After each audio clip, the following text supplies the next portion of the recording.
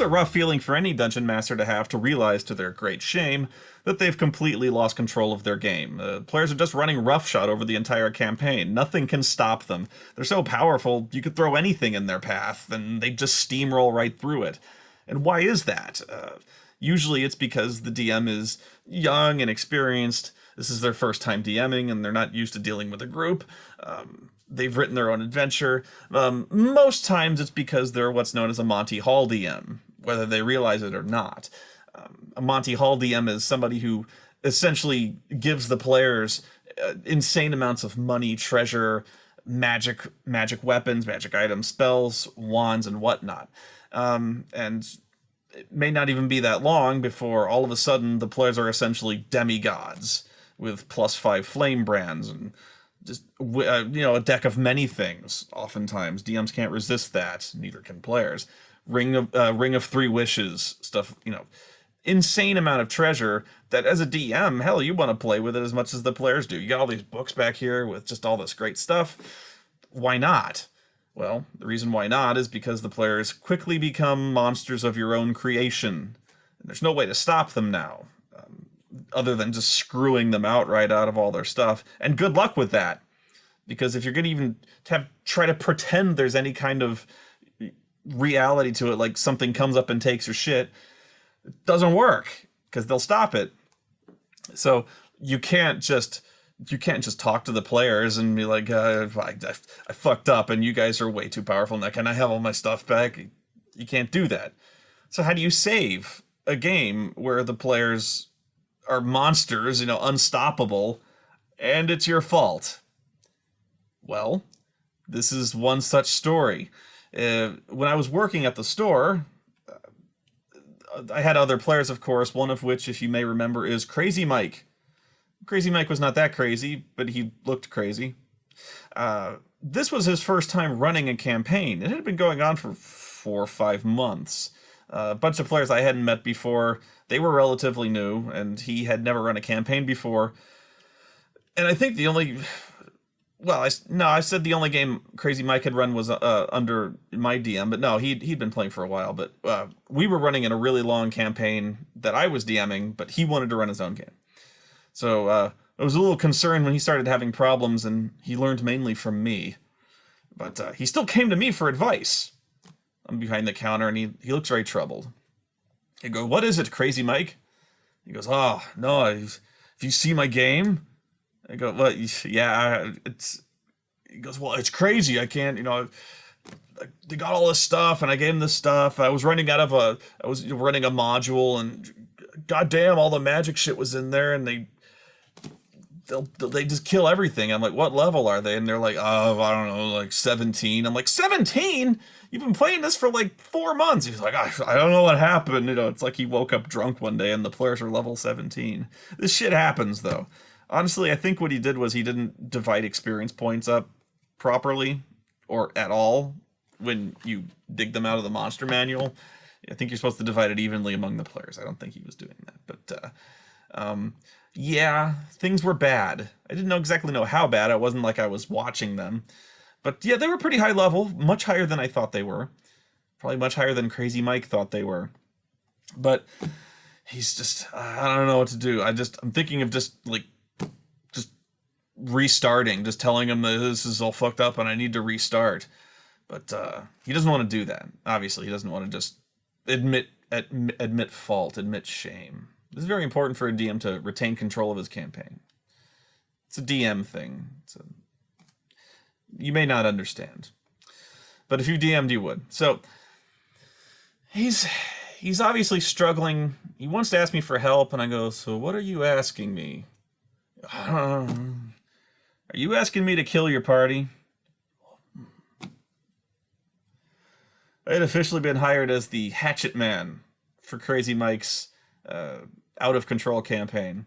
It's not like I was going to DM for him and just wipe out his group. No, we have to make it look like an accident, right? So how do I wipe out 5 demigods who basically cannot be killed? Well, it just so happens I had just the thing. So I reach to one of the shelves over there and I withdraw the one of the latest modules for Advanced Dungeons and Dragons 2nd Edition. The Apocalypse Stone. Oh yeah. You see, the 3rd edition of Dungeons and Dragons was coming out imminently at the time. And I'm not sure if this was the last module that was printed for AD&D, but it might have been. It was certainly one of the last. And this module had something of a finality to it. Actually, it had everything of a finality to it. It's the Apocalypse Stone. What does that mean, though? That's what he asked. And I go, well, allow me to read the back. The end times approach. To everything there is a season. Every campaign has to come to an end sometime. So why not go out with a bang? The Apocalypse Stone is an epic adventure to challenge high-level characters. But beware, it will destroy your world. Gee, I sure hope the players didn't read the back of that. It is not being, using flowery imagery or exaggerating or, using buzzwords like, it'll blow your mind, it'll destroy your world. No, it'll destroy the world. That's the purpose of this game. This module is essentially the history eraser button. Actually, it pretty much is the history eraser button. Make no bones about this will end your fucking game. If you want to end your fucking game, this is the Apocalypse Stone. You drop the Apocalypse Stone on them, they're done. They're fucking done. Seriously. You'd be like, well, I accept your challenge. I knew a group of players who would steam it. No, this'll do it. Because it's written in there. It's... How? Well, this is an insane, unbeatable adventure. You thought the Tomb of Horrors, if you've never seen that before, it's essentially unbeatable. It's unfair. This one, I guess, is fair, but it's unbeatable. And that's not a challenge. That's not to say, like, oh, well, you'll never come up with a group who could possibly beat all the monsters in this. They could. Crazy Mike's group almost did it. But even if they do, at the end, it's not enough. The way the campaign is written, everything is fucked beyond repair, and they're gonna die. Even if they kill the big bad at the end, it's too late. Spoilers. No, I know. So even if they win, they lose, because the book is just like, you know what? Fuck you guys. Just fuck you guys, the world ends. And not just the world, but I'll get to that. This does not just end the campaign. It does not just end the world. It ends everything.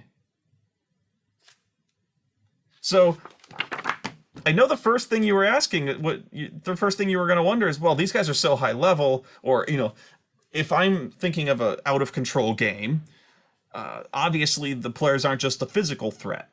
They could easily escape somewhere else. They could leave the world. It's like, what if they had a Spelljammer vessel, which is essentially a ship that flies in space? Oftentimes wizards can cross dimensions to the ethereal plane or planescape, the Outlands, something like that. No. Nope. It's not going to work. Even if they have something that would make it work, it doesn't work. Yeah, this is mainly just because the book says so, although they do come up with a plot reason it doesn't, so the players cannot easily argue with it. They can, but not easily. That said, this is a ridiculous adventure, but it may be necessary in some cases. Easily adaptable to any edition because, well, just if you just look through it, it's just it's essentially just a gauntlet of monsters. There's more to it, but so this is one of the best worst modules, but it has a certain necessity to it. So I show him this. I'm like, take this. He looks at it like it's the Necronomicon. He's like, what is it? I go, it's the end. Yeah, so I just wiped out six player characters without even being there. But I'm not a killer DM. But that doesn't mean I can't enjoy it when players meet their horrible demise. And oh, they met a horrible demise here. So, what's the Apocalypse Stone about? And I'm not just going to read it. I'm intimately familiar with this. I've had sex with it. That's how intimate it's been. As you can see, the outlook for this game is somewhat bleak. The first thing you must not ever let them do is let them realize they're playing the Apocalypse Stone. Because if they're players at all worth their salt, they'll go try to find the book, not to read it, not to spoil it. Some will. But they'll be like, the Apocalypse Stone? That sounds fucked up. And they'll go look at the back. There's no law against that. Oh, it'll blow up the world. You're fucked. You're just fucked. So, really, I think even the books, the book suggests this, is if you're gonna do this, essentially, like, copy all the pages and don't show them this. So don't be like, all right, so you get the stone, which nothing bad happens when you do that, and everything should go. You're gonna fuck us over, aren't you, crazy Mike? No, you gotta like rip the pages out, or just cheat and have your own notes, but can't ever show them this. Okay, so right away the setup. Obviously, the setup for this has to be fucking tremendous to justify the destruction that's about to be just waged on the entire galaxy and every dimension of every galaxy and every possibility there is to wipe that out. So the setup already is, you're probably going to call bullshit on it, but because it essentially rewrites the entire cosmology of whatever campaign you're running. Maybe not, but it's tough to resolve, but I'll just start. So the setup for this is, in the beginning there was nothing, but the gods came and they had basically the seed of existence, literally like a magic stone that is the seed of all creation. So all existence is bound up in this jewel called the Stone of Corbinet, or at least it was named that by men. So they have this stone that's basically the linchpin of all existence. And they go, well, what do we do with it? I mean, obviously where do we put this? Who controls it? That's the better question. Who controls this? This all-important stone of creation. And of course, none of the gods trust any of the other gods. So they all go to a neutral meeting place. And they have a colossal cage match. In which, no, they don't have they have a meeting. And I believe this is applicable to any setting. And so they remain very vague. They're just like, well, whatever god of justice there is proposes a plan. We'll put this stone inside a castle. And we'll have this castle, basically teleport around the world at random. Literally at random. One day here, one day then. So each of us will appoint a champion. And, we'll tell them that whoever can find this castle and conquer its defenders and claim the Stone of Corbinet will, henceforth be the protectors of this all-powerful stone. Already I'm losing you. But apparently the other gods think this is a swell idea, because our champion's going to be best. This makes no sense to me either. But so all the champions, they go out and they try to find this castle, and none of them can do it. As powerful as they are, they cannot find it, or if they found it, it butchers them. But I don't think any of them can find it. So eventually all the champions get together, and they start bitching about how they can't find this fucking thing either. But they're not willing to work together, and all of a sudden, some guy rides up. And he's like, I forget his name, but he basically, Elaine.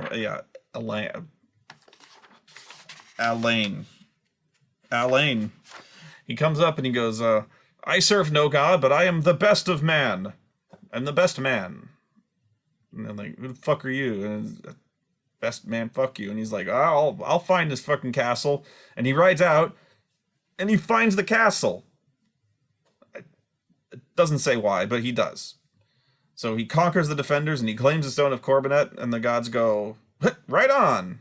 Well, you are now the custodian of the Stone of Corbinet, and you and your line are now entrusted with a sacred duty to forever protect and defend it, and you and all your line, and anyone else you can bring here, blah blah blah.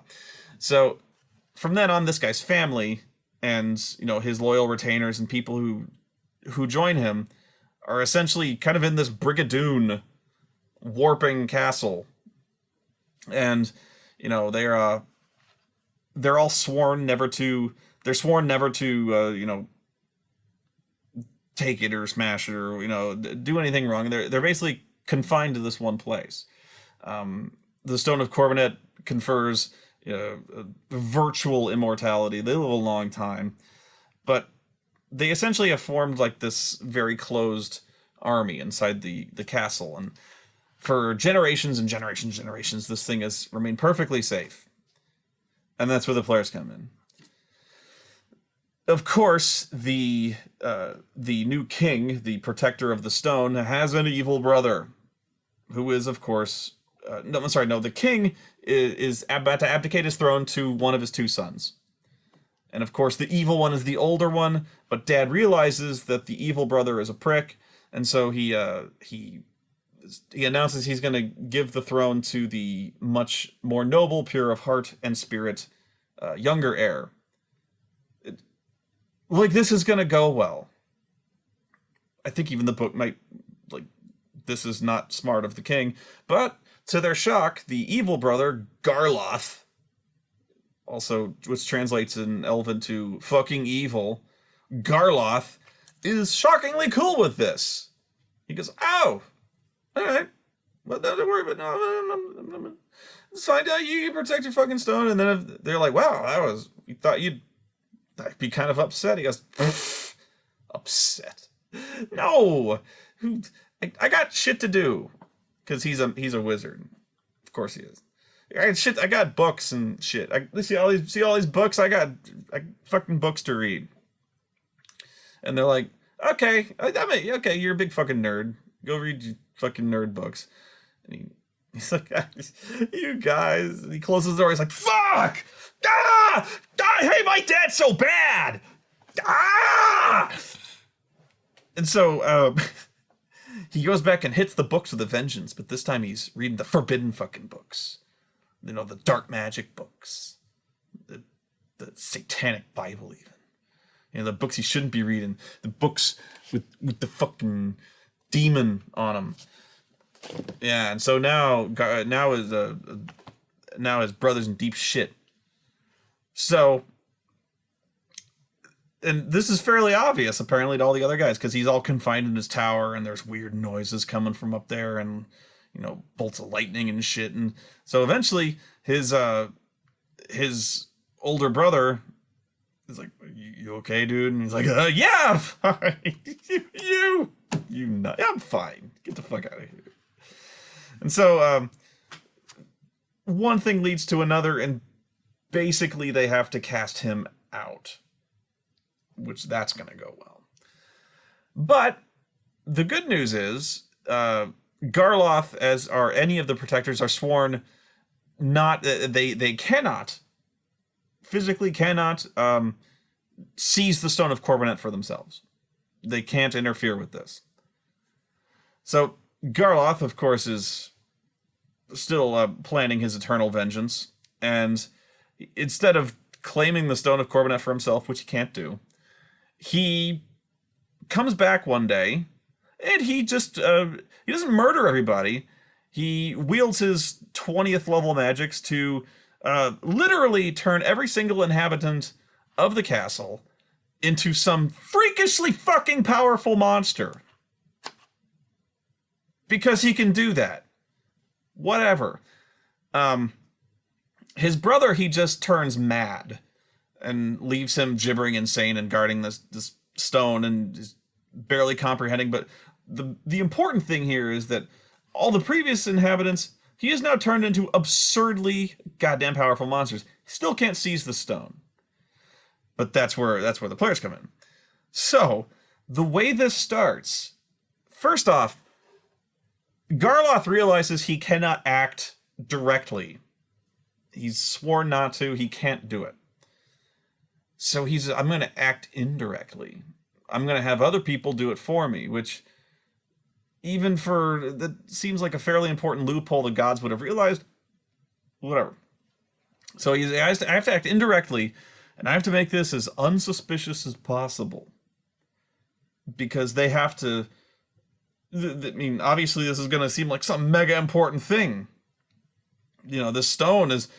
They're going to be suspicious if I just go hire people to go get this stone and give it to me. So, obviously, they've got to go to this castle, get this really huge magic stone that's obviously magic, and they won't ever be able to identify it because it's the fucking seed of existence, right? And so he's like, well, I can't just go in there dressed as an old man and be like, hey, can you go to this horribly dangerous castle that teleports at random and go get this stone? And so, yeah, I'll pay you $100. Can't do that. So, I'm not even kidding when I say, like, the first third of this book is Garloth trying to passively aggressively push the players towards this castle. To that end, he has gone on a recruiting spree and hired actors. And the players may be suspicious no matter what. So he's hired actors and told them lies so that they will then repeat different lies to the player characters that still... So it starts off, and it says to be as subtle as possible about this. Right. He has hired a bard, which I would always... I asked Crazy Mike, please let him be my bard. I want to be the catalyst for the end of all existence. He's like, all right. I was like, really? No! It's too late, you're in there. So he hires a bard to essentially tell them a different version of the story I just told you about the birth of the world and shit like that. We're leaving that stuff out. But the bard does tell them that the gods... They all chose their own champion and sent them off to seek this castle, and whoever should claim it will get untold wealth, and cake and candy and immortality, whatever you want, So this big line of bullshit, and sure enough, a human claims the castle, and he got whatever he wanted, And so the bard, his story that he was told by. Not by Garloth. Again, we're going like two chains deep in this. Garloth, like, paid off the bard's instructor, who taught him the epic poem that he recites to the players. Because if the players like do any kind of mind reading or beat the shit out of him or something like that, because they might, they'll know if something's up. So as far as the bard knows, this story is true. You get it? So the bard is telling him all this, but the DM has to be subtle about this. So it's not like they'll just go looking. But they have to be interested enough to kind of ask around about it. This is where the campaign is weakest. Obviously, right? So the bard is telling them about all this stuff, the greatest heroes of legend were always the ones who, found this stone, and, if it'll set you up for life, and, if you want to prove yourself as the greatest heroes, there's great evil to be slain, and anyone who claims the stone. So the players are then supposed to ask the bard, where the hell did you hear this? And he goes, what, you don't know this story? My mentor told me, and he's been alive for 200 years. He's an elf or some shit. And this is an ancient story. He said was passed down to him, and I'm passing that. It's a great story, isn't it? And so they're like, yeah, I guess. So they're supposed to ask him where his mentor is, or there's a lot of contingency plans in here in case they don't ask.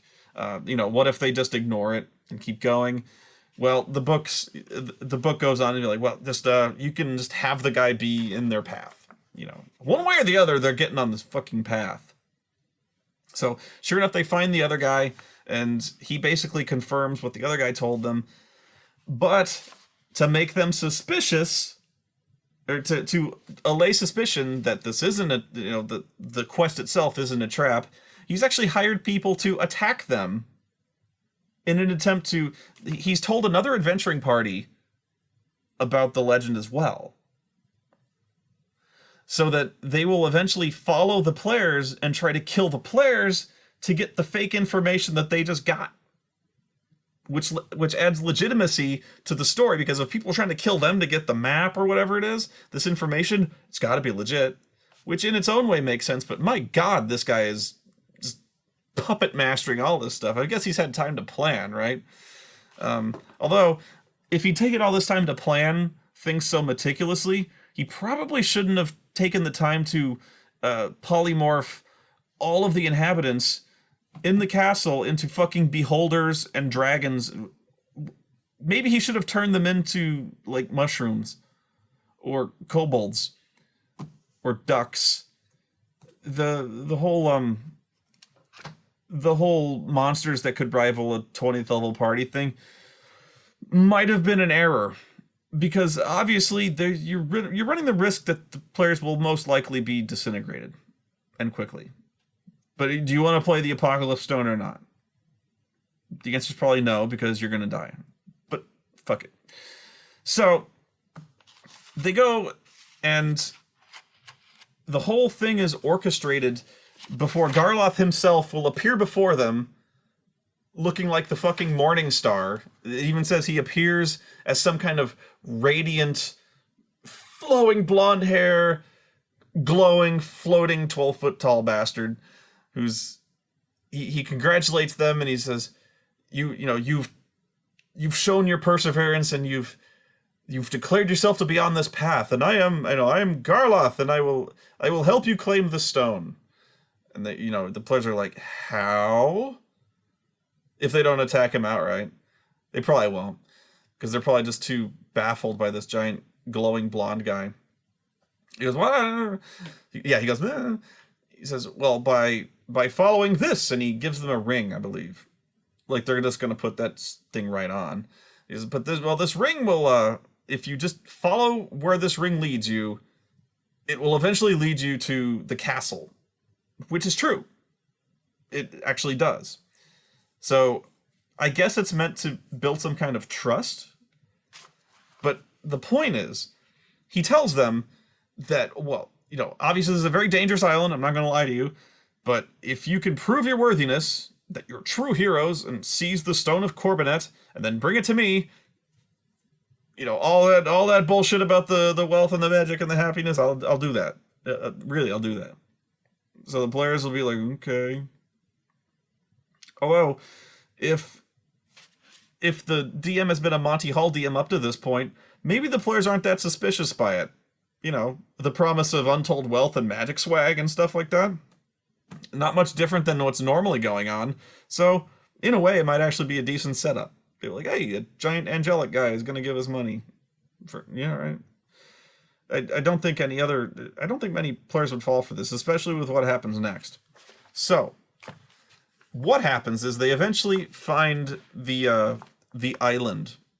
The castle is settled on an island. By the way, don't show them this map. That might be a tip-off that things are not as they seem. Well done. So, they get to the island, and they better realize right away that this is beyond screwed up. And this is when I was reading this, I began to realize just how nuts this adventure has to be to even be a challenge for players who are this is insane. The monsters I'm going to read to you, it's not complicated, but it's crazy. So the only reason you would ever need this is because your players are fucking gods that cannot be stopped in martial combat. So as the game goes on, the combats get harder. Each one of these monsters in here would be a campaign level threat to even high level parties. And you're in this one, you're facing like 3 to 6 at a time. And I have spoken to other DMs who have said they have reached the end of this, end of this campaign, and they blowing through these monsters like they're nothing. I'm like, what the fuck did you give these players? What? I cannot conceive of spell loadouts or inventory or magic swag that would allow players to destroy every single thing on this path.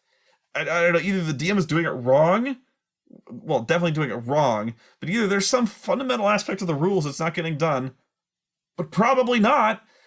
Somehow, these DMs have just given so much shit to the players that they are just unstoppable.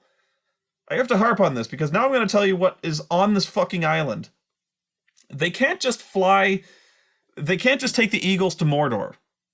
There's a reason for this, which is the same reason they actually cannot take the Eagles to Mordor, but nobody, whatever.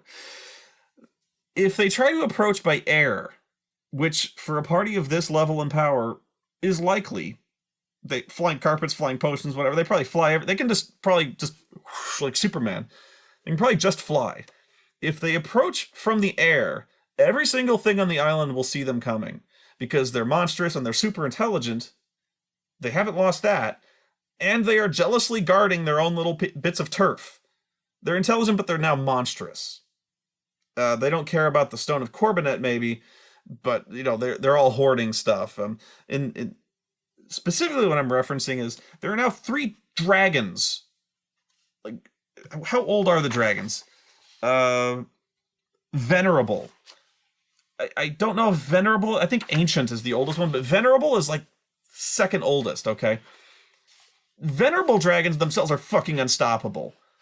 So already, the 3 dragons, there are 4.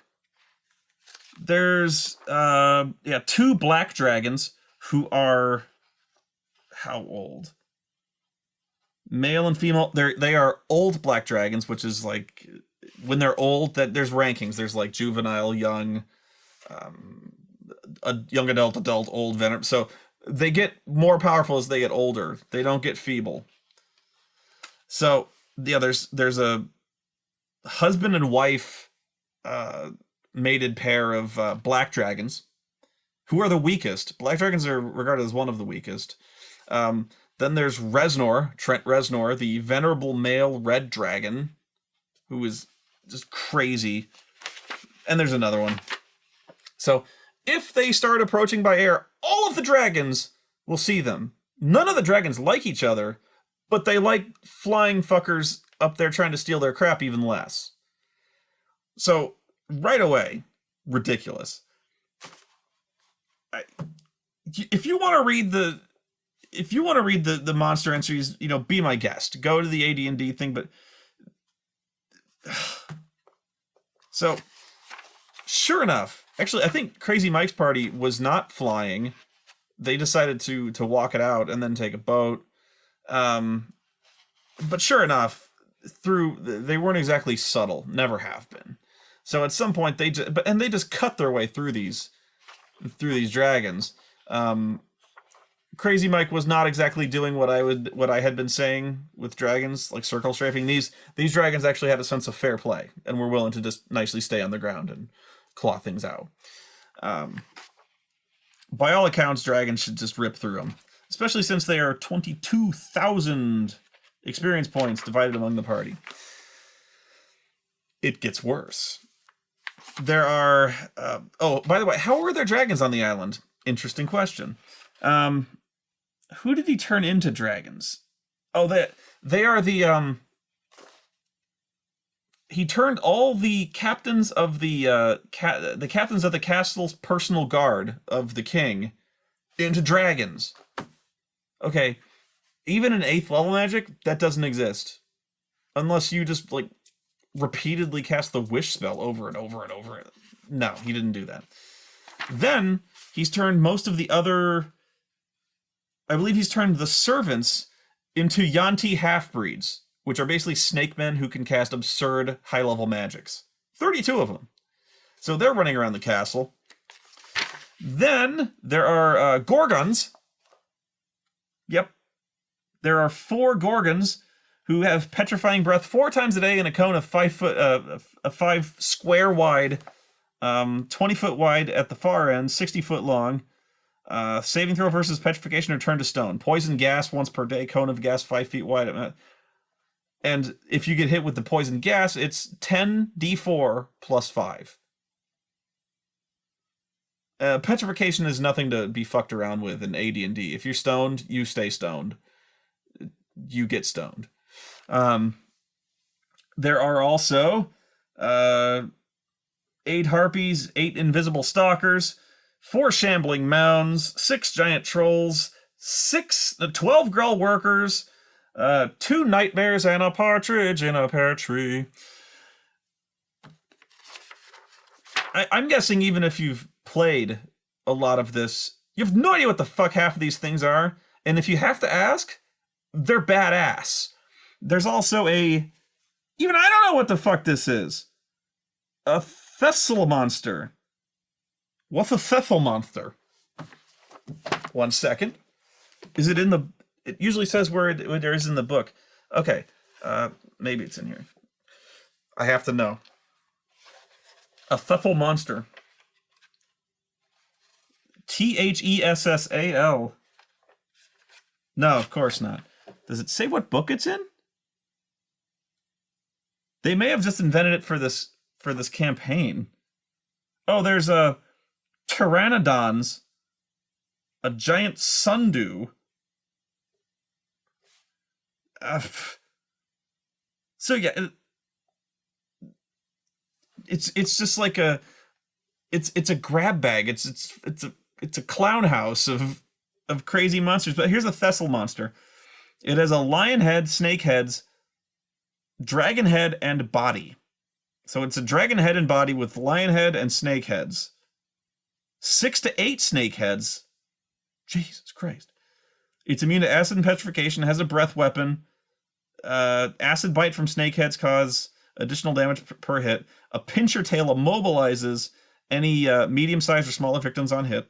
Needs an open door needs an open doors attempt to pry your own ass out of there.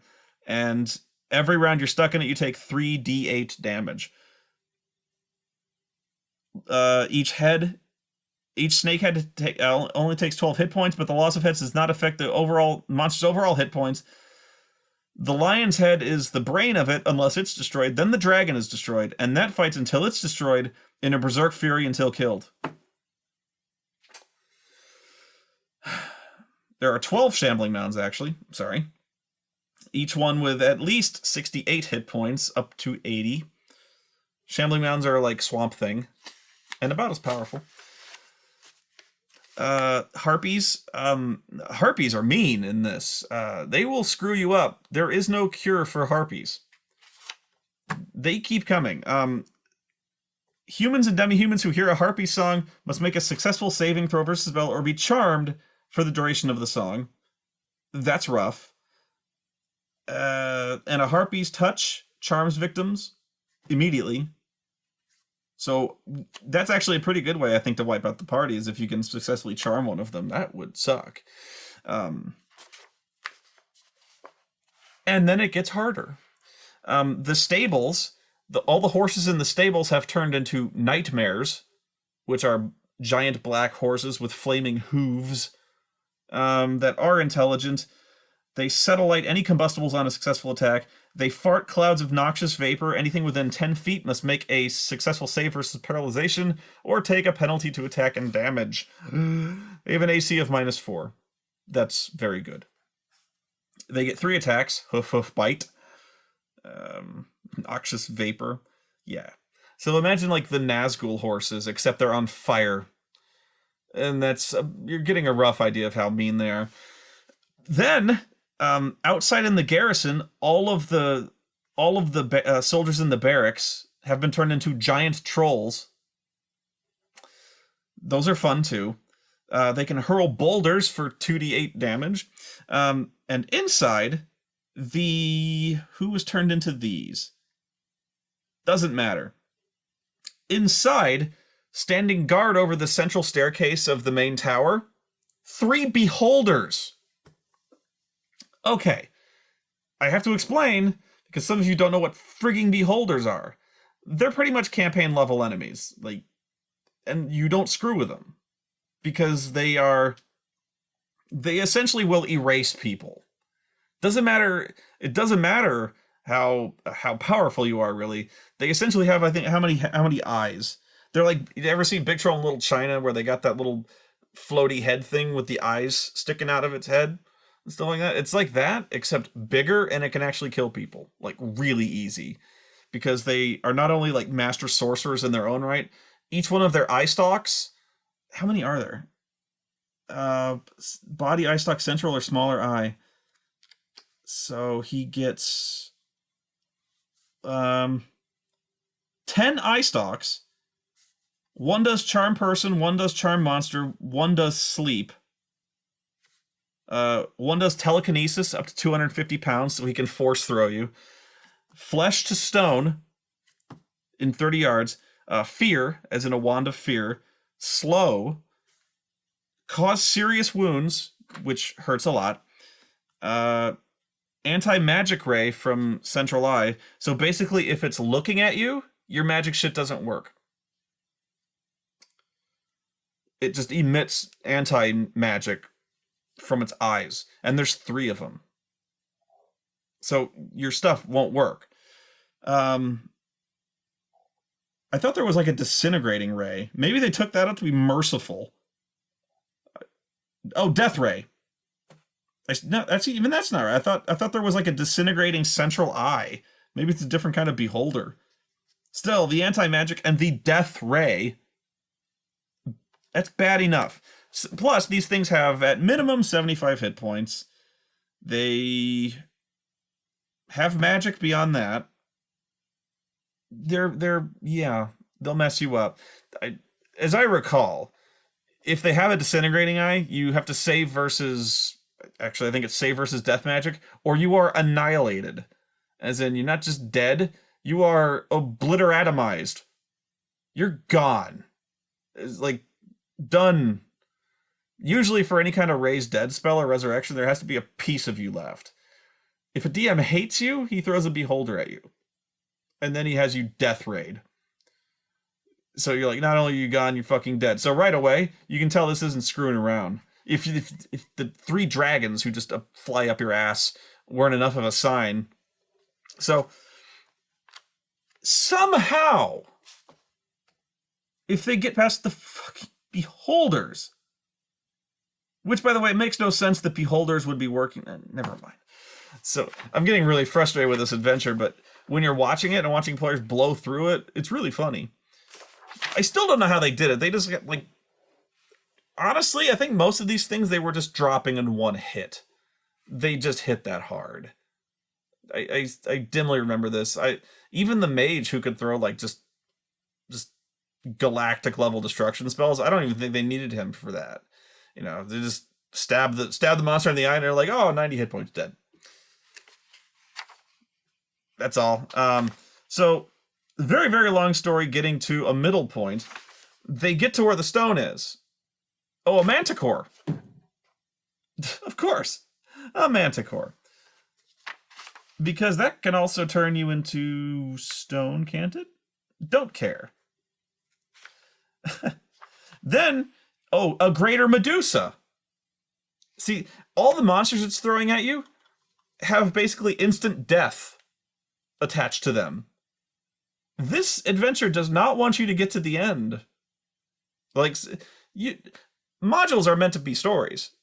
You know, it's not like they're just throwing these monsters in you intentionally to just end you every single encounter. It's supposed to be like a dramatic fight. No, this one is like, oh, you walk in, there's a giant Medusa staring right at the door. So, naturally, a giant Medusa turns you to stone. Anything within 30 feet saved versus petrification or is dead. This is also effective if you're looking at it after it dies. Has poisonous snake bites. So if you're within melee range, the giant snakes coming out of its head can bite you. What happens if it bites you? It's poisoned. And what do I mean by poison? I mean, you save versus poison or die. That's what it says. AD&D was a little more blunt when it came to that, you know. Usually only in bad adventures, but yeah, if you were fucking with a greater Medusa, again, you were dealing with something that freaking Hercules would have a hard time with. You know, we're talking about stuff in epic legends and epics, and all of a sudden, oh, here's one that's essentially like a minor flunky in this adventure. So yeah, if the snake bites you, save at -1 or die. That said, if they're that powerful, they're probably going to save easily. Maybe not. They also have poisonous blood, and this is my favorite part of a greater Medusa. It's like an alien. And except alien has acid for blood, that would cause damage. If you are in contact with greater Medusa blood, even after death, save versus poison or die. So if you're really mean, if you're really, really mean, what you do is you have the Medusa, when it gets wounded, go to start spitting on them, like, ugh. They get splashed, save or die. So, okay. Oh, it has a short bow +2. Oh, this is good. This is an addition. Okay, I was not impressed with the short bow +2. What's a short bow +2 gonna do to them? No. She has 12 poisoned arrows dipped in her own blood. Save versus poison at -1 or die. I love this monster. Although, now, this isn't necessarily such a bad encounter because, again, parties this high level, death does not stop them. I'm guessing the cleric has a wand of resurrection with like 3 zillion charges. Still, funny. I don't think they had any problem with this one. They didn't have any problem until the end. Like, the last couple of encounters caused fatalities on them, but certainly not up until this point. So they get to the top of the tower, they meet the former king who is now out of his mind. But he's still guarding his precious, because that much he knows is that he can't lose control of this thing. So as soon as they enter, he jumps out in ambush and attacks them. Now, this guy, crazy though he is still very heavily armed. He has a staff of thunder and lightning. Look it up, it's awesome. He also is a master level mage. So he has just a Globe of Invulnerability, Wall of Force, Telekinesis, Cloud Kill, Mordenkainen's Sword. He's set up. And besides that, he knows they're coming, so he's cast like all his really good protective shit. So he's badass. Here's the thing though. As soon as they hit him for the first time, bad things start to happen. As soon as they hit him even once, which is hard to do, but as soon as they hit him even once, his eyes roll back in his head, he collapses backwards just weeping and useless. He's done. But no matter what kind of blow you dealt him, right away something has gone wrong. As in the island starts to tremble and shake. You know, the place is starting to come down. So basically the party has to figure out what to do with this guy, or more likely the gem is right there, the stone is right there, so they're probably gonna be like, this place is gonna blow, and they grab the stone and get out there, which actually is a decent idea considering, well, I was gonna say, so they don't ask him what's up with it. The guy's too crazy to say anything really useful. So yeah, they escape the castle while it's collapsing. And so the reason for that is that since this guy is the, God-ordained protector of the castle and the stone, pardon me, he essentially is the castle. So any injury dealt to him caused severe injury to the castle. So, if he dies, then the castle is gone. There's no protectors left, obviously. So by this point, if they live, they have the stone. Here's where I don't like the adventure. Because they then have to, once they get back to the shore of the island, Garloth appears to them in his same, angelic radiance. And he says, your names will be remembered until the end of time itself, for you have passed the essential test of valor. But one more trial remains before you may claim the reward that awaits, the test of character. This test will come upon you suddenly when you do not expect it. When the trial begins, you must choose the correct path. I suspect you will have no more difficulty passing this next test than you did this one. Remember, be on your guard. That saying, he holds out his hand and awaits for you to hand him the gem. No matter what, the players are going to think something is up. Can you think of any circumstance, even if you were sure this guy was... I guess if you were sure you would hand it over, but you're going to be suspicious of some giant, radiant, glowing, golden dude who's like, oh, wow, thank you so much for killing the 4 dragons, the Greater Medusa, the fucking 3 beholders, and everything else on this island to get this gem. Can I have it now? I think the whole point of the legend and the whole spiel that the Garloth tells you earlier is that the gem is just kind of a symbol of victory, like a trophy or something like that. On the other hand, though, the crazy king guy who's defending this, like screaming and all rabid and crazy-eyed, that should tip them off that something greater is at stake here, as well as the frigging insane monsters that the menagerie this thing has drawn around to it. Plus, they fought so hard for this thing, you figure they want to know what it does. Like, this thing is awesome, it's this weird, I think it's like a white stone striped with black or something. It's a very yin-yang type of thing. But you figure the mage, at least, is going to be like, oh, wow, what did we get here? I want to... Can I hold on to this for a second? So, no, that all of a sudden, immediately, this guy shows up and he holds his hand out. He's like, can I have it now? Please?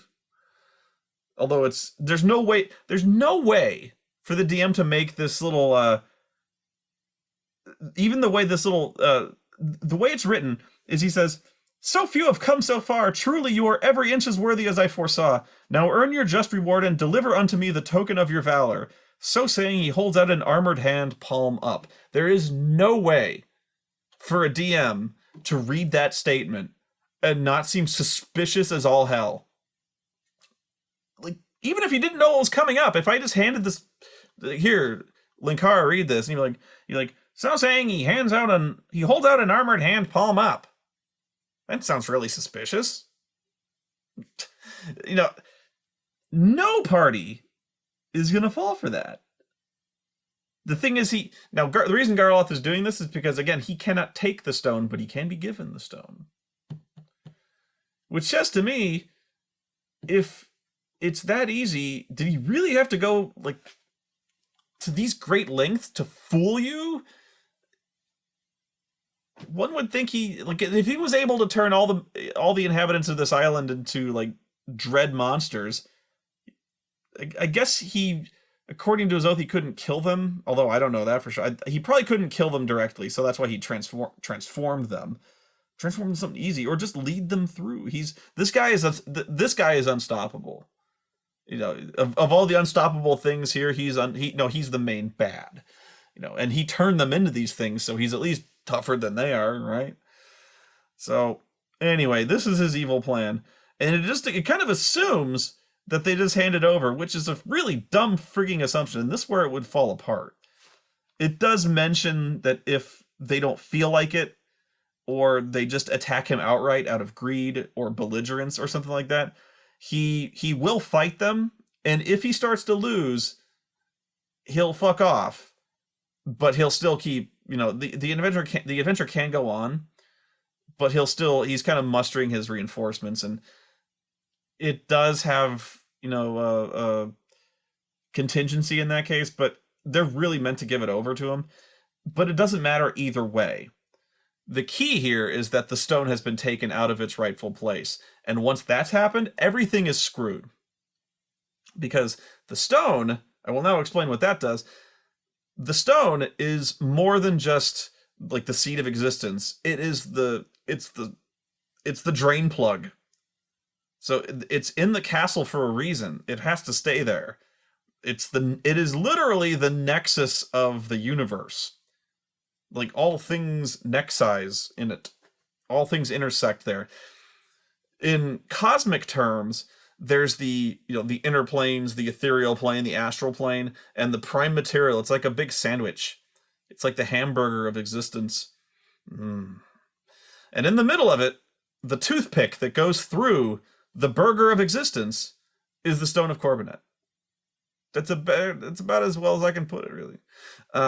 If you take the stone of Corbinet out, all of a sudden the burger, the various layers of it are unsecured, and they'll just fly apart, unlike a burger. But if you drop, whatever, fuck it. So anyway, the stone is at the center of all this. It holds the prime material plane together with the astral bun and the inner plane bun, and that's why the stone is good. When you take the stone out, things are set into motion where reality starts to unravel. And that starts pretty much as soon as they take it. So the reason this adventure, it doesn't matter whether or not Garloth gets it. He will get it, trust me. But even if they held on to it the entire time, they fucked up. They have irreparably screwed things up. So whether they hold on to it or not, reality is now going to fly apart at the frigging seams. They were not supposed to be able to do this, like, cosmically speaking. They've done something, they have broken that which could not be broken.